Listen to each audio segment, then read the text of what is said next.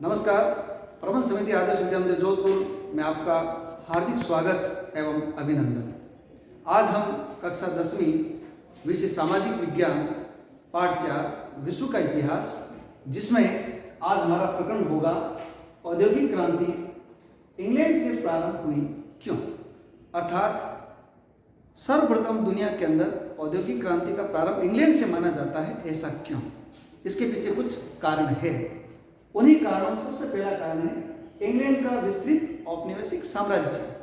अर्थात इंग्लैंड ने अफ्रीका और एशिया महाद्वीप के बहुत से देशों को अपना उपनिवेश बनाया, उसमें अपनी प्रभुसत्ता स्थापित की थी। उसमें से भारत भी एक है।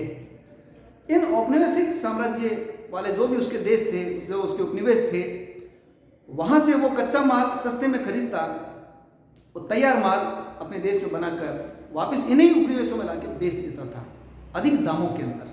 इससे उसको दोहरा फायदा हुआ और औपनिवेशिक साम्राज्य उसके लिए एक बाजार के रूप में काम आए।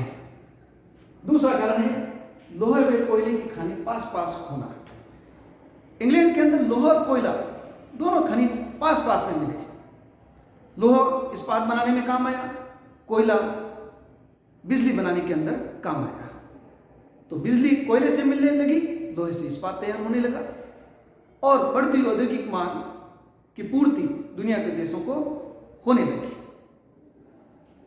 तीसरा है उपभोग के अनुरूप उत्पादन। जहां फ्रांस ने विलासी वस्तुओं का निर्माण किया, विलासी वस्तुएं लोग कम खरीदते हैं, उसके उपभोक्ता कम होते हैं, वहीं इंग्लैंड ने जो अधिक जरूरत की वस्तुएं होती हैं उनके उत्पादन पर ध्यान दिया और उसका नतीजा उसका व्यापार बढ़ा, औद्योगिक उत्पादन बढ़ा। चौथा है अर्धकुशल कारीगरों की उपलब्धता।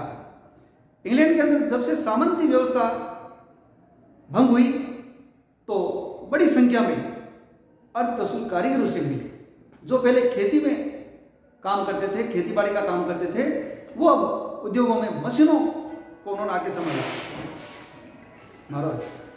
मशीनों को आकर उसने संभाला, तो इस तरीके से उसके औद्योगिक उसको गति मिली। पांचवा पॉइंट है फ्रांसीसी क्रांति एवं युद्ध। इंग्लैंड को जो है फ्रांसीसी क्रांति का भी एक अनुकूल अवसर मिला।